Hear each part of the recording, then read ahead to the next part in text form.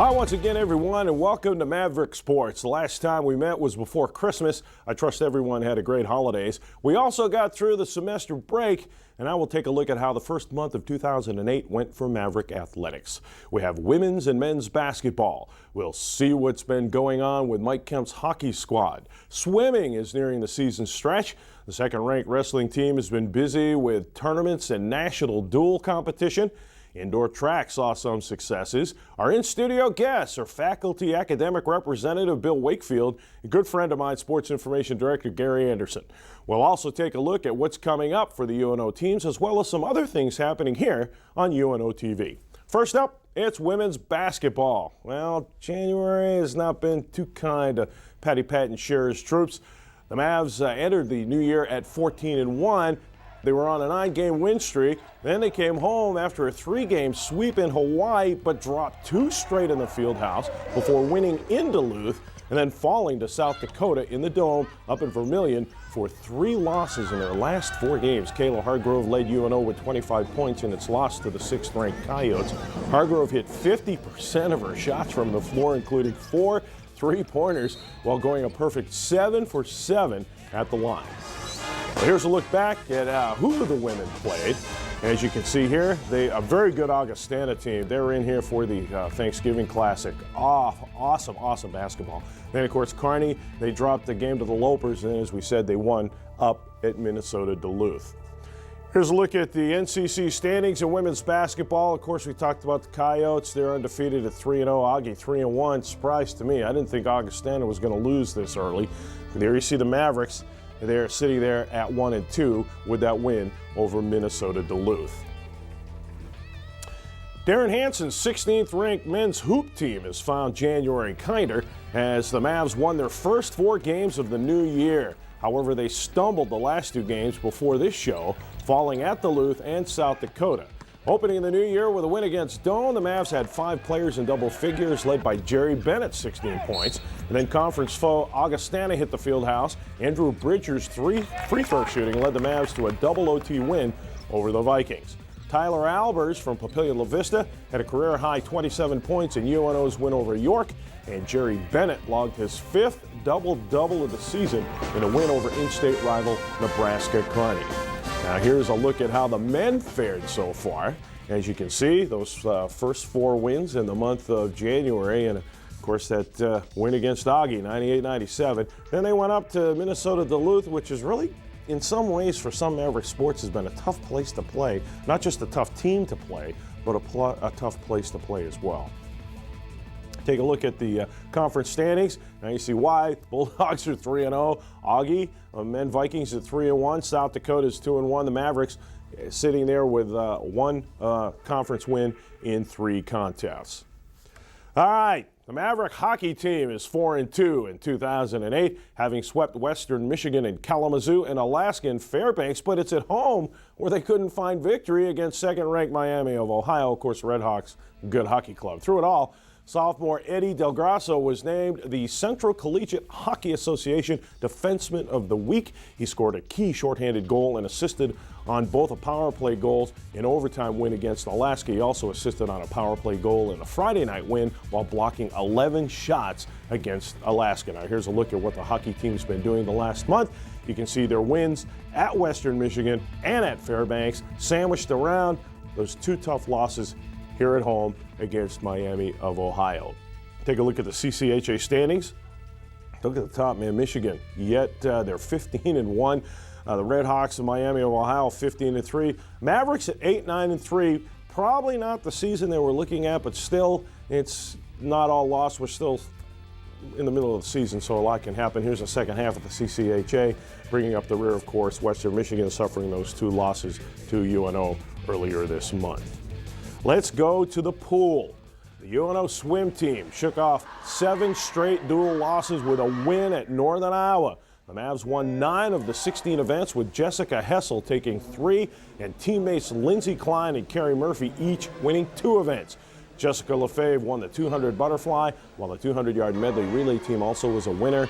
Okay, let's see the results from the past month for Todd Samland's crew. There you see the duels up at South Dakota against South Dakota and against Truman State, and then the win up at Cedar Falls. It seems that some of the Mavericks teams can taste victory on the road, which is good. But you also want to win some matches at home as well.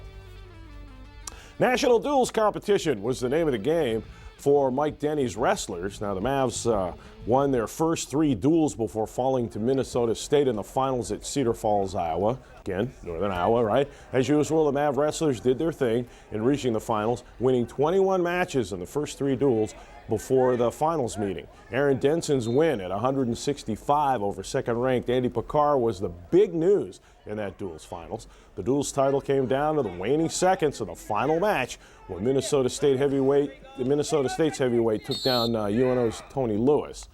All right, let's take a look at the wrestling team's numbers from the last month.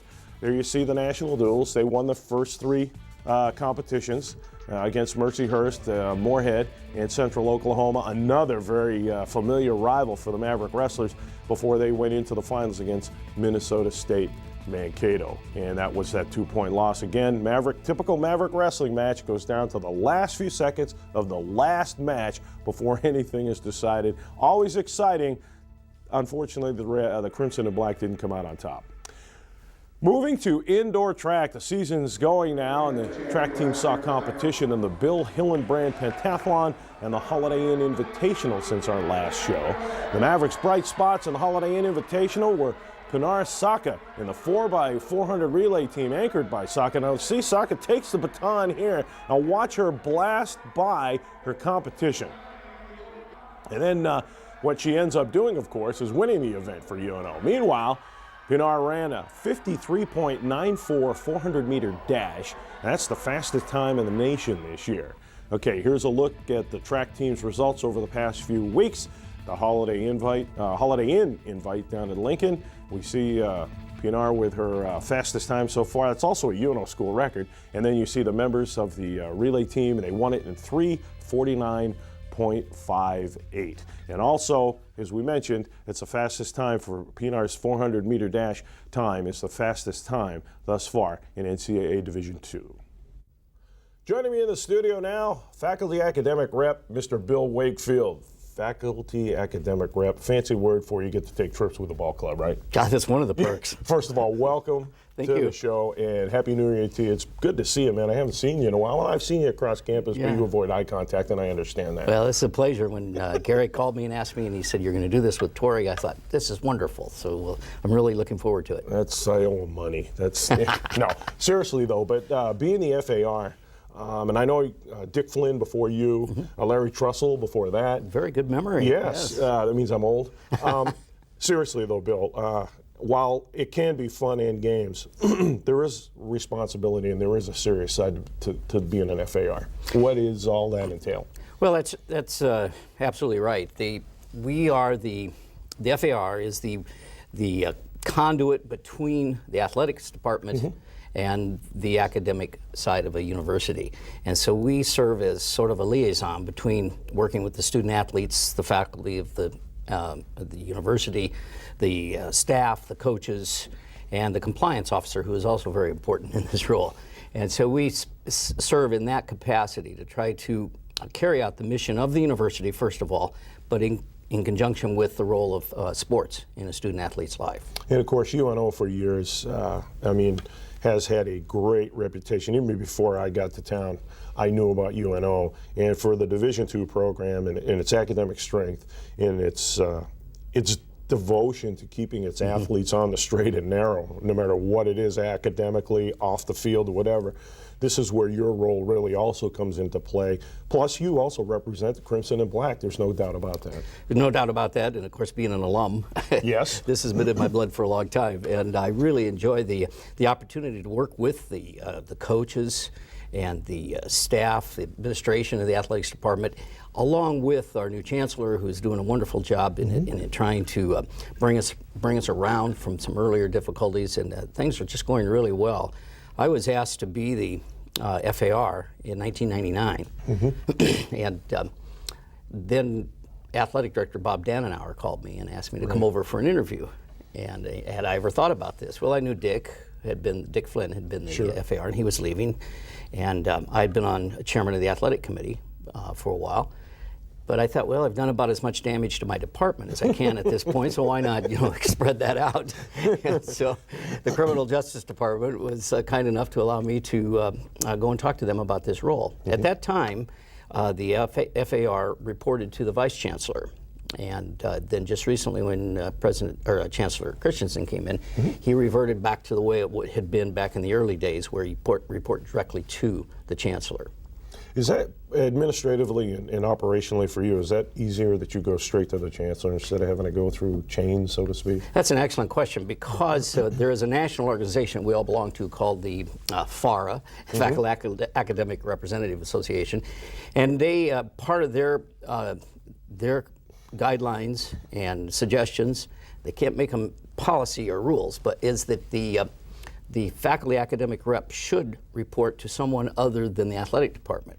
Because if the athletic department was sort of managing me in this role, paying for my expenses to travel to meetings and various activities, that could look a little bit tainted. And we want to avoid any kind of image of that sort. Right, I was thinking the image of impropriety and not to bring up dark times, but what's recently happened at UNO in the athletic department, of course, we understand that we want to make everything, not only is it definitely up above board, but appear above board, because you don't want to have anybody guessing what's going on. Yeah, that's absolutely right. And I think we've managed to carry this off pretty well, and this particular position has not been tainted, I don't think, in any way with all of my predecessors anyway. Just an interesting point about that is that I guess I was the first actual faculty member that was FAR. It used to be deans. You mentioned Dean Flynn, Dean Trussell, and then prior to that, you have to go all the way back to when I was in college, and Fran Hurst, who was a psychology professor at the time, was the FAR. And so it's good to have it back in the camp of the faculty. And, well, the thing that gets me is, and most people you wouldn't necessarily understand this, but Bill isn't just the FAR. He teaches. He's part of faculty, as he just mentioned. He has other responsibilities through the university. So again, I guess it's time management, but how do you give everything the equal time that it needs to get it done, and in this case, the FAR position? Well, that's a good question also. I've asked myself that many times. And because as you know, if you want to attend sporting events, they usually occur on the weekend. And if you want to attend banquets or meetings that take you out of town, that's taking you away from the classroom. But the university has been very helpful, and in my own particular department, the School of Criminology and Criminal Justice, has been very understanding about allowing me the opportunity to participate in this. And I view it as part of our mission here at the University of Nebraska-Omaha as community service. Obviously, I teach, and I do research, and this is the service that we have to give back, I think, to the university. So you just try to make time, and it gets a little tight sometimes. Sure. And there are obvious conflicts, but you try to work it out as best as possible. Okay, have you reached most of the goals that you've set as FAR? Yes, sir. Just a couple of things that I'm still working on. I think that I attended a training session at Indianapolis at the NCAA headquarters for FARs last October. And one of the things that occurred to me was that I could probably do a much better job of communicating with the faculty about the FAR role. Just the fact that you've asked me today, you and I were discussing this earlier, nobody's really ever asked me what I do as an FAR, and that I realize that's not a complex that people are out to get me, but so I think that I can do a much better job. So I've got a program in place right now where I'm working on setting up a plan to meet with faculty in either in small groups, departments, faculty senate, whatever the venue might be, so that I can try to give them some insight into what the role of the FAR is, and also what the role athletics plays in a student athlete's career at UNO. Well, I wish you the best of luck in reaching that goal, and I thank you for taking time for joining us here at Maverick Sports. It's always good to see you, Bill. Tori, it's my pleasure. Thank you so much. You bet. Well, of course, Bill Wakefield, who is the FAR for UNO.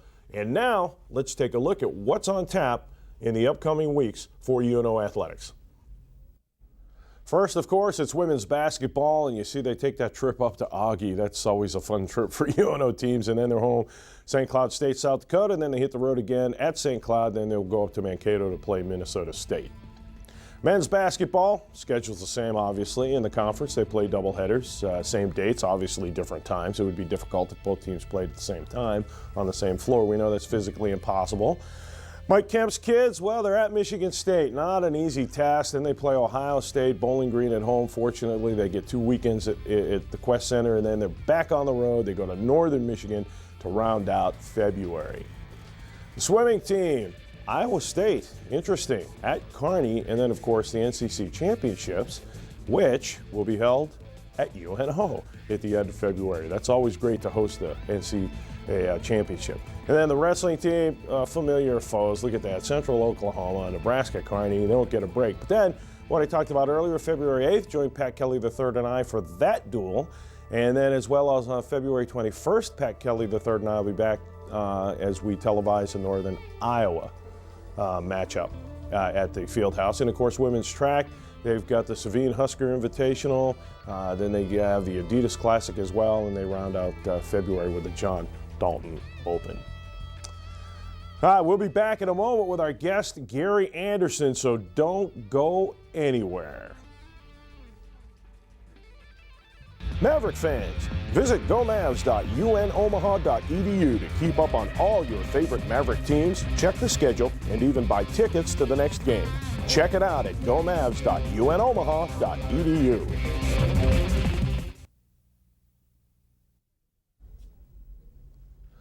Welcome back, and of course our in-studio guest, as I mentioned just a moment ago, is Gary Anderson, Sports Information Director at UNO. He took over as SID about the same time I got, there were a few months difference, time I got to Omaha.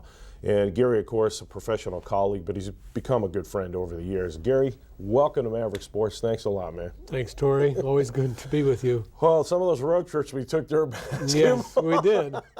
But I got to see professional hockey, right? We got to That's see right. When the North Stars were up in Minnesota, they played the Islanders that night. That's right. Yeah, Right. and Good memory. We've had our ups and downs on the road with the Mavericks, but did you ever think you'd still be in this position that day in 78, 79 when you said, 79. okay, I'll take the job? I think I always looked at this job as being a long-term process, and so then everything you do is built around that you're going to be here for a long time, forever. I think you have to look at it that way.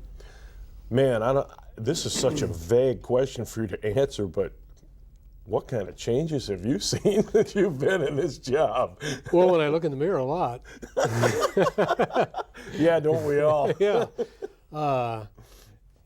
Lots of changes. You know, and a lot of it has to do with technology, too, because when we came, we had typewriters and no such thing as a fax machine. Oh, man. And so Yes, I remember getting the mimeograph stats from Right. mimeograph. I think if you told people then what you were going to have in the next 25, 30 years, it would be science fiction, you know, because there have been so many technological changes, they really dictate what we do. And so it's the career has been one of making adjustments and, you know, keeping up with the times. Well, being a big sports fan, obviously, as you are, what changes have you seen in different sports over the years? Well, I think basketball has changed about as much as anything because of the three-point line, because of the way that the shot clock has made a difference there and how the game is played. I think that's probably been one of the most dramatic ones. The others, probably to a lesser degree, except that the conditioning of the athletes has changed immensely. You know, it used to be we had 250 to 60-pound offensive linemen, and now you don't have offensive linemen who don't weigh 300 pounds. And they're better athletes probably than they were 25, 30 years ago, too. So those two things are two of the biggest. But in the way the game is played, probably basketball more than anything else. You know, I think back just because every time I talk to you, I always end up reminiscing, and I think of names like Bobby Bass, Tato Machado, Tony Felici, you know, and Dave Felici, and people, and of course Bob Hansen was here forever.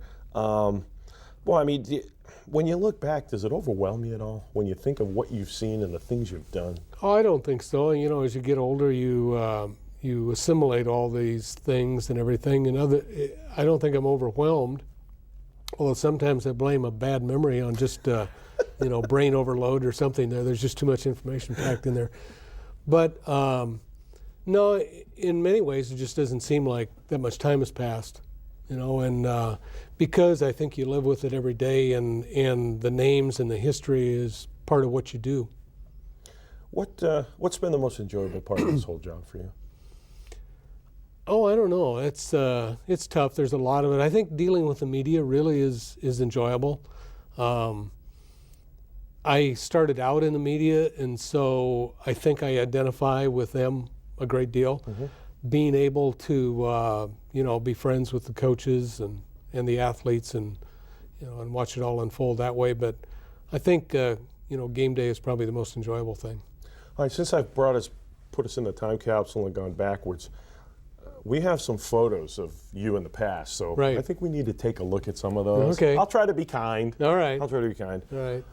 Well, I remember that scorer's table, and of That's course, right. I think I'm filling in as the PA announcer at a basketball game there, and you notice in the background. I was going to say that you can't. Connie Clausen. Yeah. Wow. She's been a steadfast here at UNO. I think let's move through these photos. Yeah. So I'm not sure. That might be me you're talking to there. I can't remember. I'm not sure. I think it's Kevin Kugler. And it might be if I Kugler. remember right, Okay. what happened there, that was on a Sunday afternoon. We had a basketball game, and we just got the word on our selection in the football playoffs. And so I went on the radio there to fill everybody in. And you're no stranger to being in the media, both radio or broadcast media, both radio and television. Okay, the next one. Wow. All right, see the man on the left, the gentleman, for those of you who don't know, Gordie Howe, probably one of the best hockey players that the game's ever seen. The book he is holding was authored by Gary Anderson. Right. Those were the nights. I actually have an autographed copy of that That's book. right. Thank you very came, much. you And of course, bet. that's about the old Omaha Right. nights that you remember when you were a child. I'm holding his book, and he's holding my book there, and we met him. I helped get the Omaha Hockey Hall of Fame started, and we were able to meet Gordie Howe down at his hotel room downtown, and our committee and everybody. So that was a high point in my life. Well, it's true. They don't make them like Gordie Howe anymore. No. All right, this is Gary's foray into the world of college coaching. This is the women's golf team here at UNO, and I guess This is one of the most enjoyable things I did. We were between coaches, and one spring, and I filled in as the coach for a couple of tournaments, and I had the time of my life. Just had a great time with these gals, and we went to a couple of tournaments, bonded. We just really had a good time. So. yeah, I think you could be some good kids there. I think you could be a fast pitch softball coach too, because I've seen you play the game before. And here's his other shot at coaching, is head coach of the short-lived UNO fishing team. Right. And this is his only scholarship athlete. That's right. That's one of my twins, Alex on the right, obviously, and myself with a couple days' growth of beard. We're up north, and we always go fishing up in August up there. And by the way, for animal rights activists, those fish were released Okay. and swam away unharmed. Well, I know that you really, you are an outdoorsman, because I remember that time we were at Colorado and you were driving with your boys and you came up over the rise, and what was it, a whole bunch of caribou or elk that you saw? Well, we hit a deer one time up in Minnesota, and okay. we got stranded up there at the lake for about 5 days. Wow. Yeah. Let's go I back. had to chase that deer all over the place. Well, you know what? If you put your deer whistles on backwards, they'll chase Right. you. Yeah. Instead of running. Let's go back to your book, Those Were the Nights. What a great project to go into. I mean, what spurred you to do that? Well, I was always a hockey fan and everything, and always, I guess, stored away some of that stuff and felt that one day I might want to do that. And I did, and it's one of the best projects I've ever taken on. Met some great people. It was just a very moving experience, too, for me to be able to get to know some of those old Omaha Knights before they passed on. Mm-hmm. And it's been a very satisfying experience. We started the Omaha Hockey Hall of Fame out of that, and met people like Gordie Howe, but a lot of others as well. And that was just a neat deal. It was a labor of love, but it involved lots of research, several years of writing. But I'd do it all over again. It was great, and now it's the the definitive history of Omaha hockey, I guess. Well, I'll tell you what, having read the book, obviously, you could tell your excitement and your passion in the way you wrote it, so I can imagine you had a blast putting that whole thing together. Well, and of course now, as a big hockey fan, as we know, the Mavericks have had hockey for several years, Division I, which changed a lot of things administratively for you and logistically, but I think we made the right move as a university. Well, I don't think there's any question about it. And you can go back to that first game. One of the high points is when we score our first goal, and you have alums coming up to you with tears in their eyes when they're chanting UNO, and you knew at that point that we made the right decision. Yeah. All right, we got about 30 seconds left. What do you got on tap now for the rest of your time as an SID? Well, I don't know. I think a lot of it is organizing the office, doing some things. There's always something you want to get going. Sure. Want to tie up, a lot of the research and everything and flesh it in and those kinds of things. And, I don't know that I'll ever stop working on some of that stuff. All right, well, thanks for joining us on Maverick Sports Gear. It's always good to see you know that. Tori, you're a good friend. Well, we go way back. Thanks, we do. All right. I owe you lunch, too. All right. All right, Gary Anderson, Sports Information Director at UNO. Well, here's a look at what's coming up from UNO TV. As I mentioned several times already, we have 2 live wrestling broadcasts, Thursday, February 7th, Friday, February 21st. You can join Maverick Wrestling Hall of Famer Pat Kelly III and me for all of the action on both those duels. On the 8th, it'll be Minnesota State Mankato, and then Northern Iowa on the 21st of February. All right, now here's when you can catch Maverick Sports playback times. As you can see here, Monday, January 28th at 9:30, and then again on Tuesday, January 29th. Well, and again, the next show, I should back up. The next show will be February 29th, Monday, March 3rd, and then again Tuesday, March 4th. You see at noon. We have come to the end of Maverick Sports for this edition. And we're glad that you were with us. Again, I want to thank Bill Wakefield and Gary Anderson for spending time with us. We thank all the coaches and the athletes. More importantly, I think we need to thank everybody on this production crew. I get the easy job. I come in, get on TV, smile, make everybody happy. Woohoo! I have a good time. Ton of people. Without them, this show couldn't happen. Please read the credits. Be thankful for them. We'll see you next time. Until then, hang high the crimson and black.